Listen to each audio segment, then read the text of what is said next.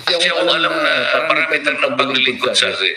Ang alam ko lang na parameter, ayun tama, yung katuwiran, yung nasa batas.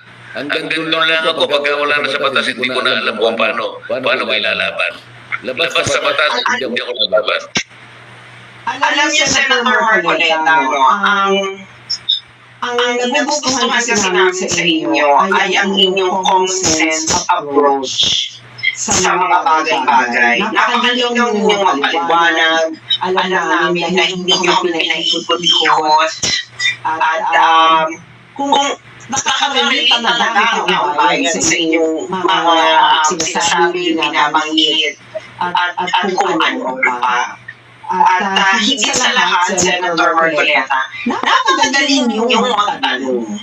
No? Kasi alam nyo, no, ang sinabi nga nila, judge a man not by his answers, but by his questions.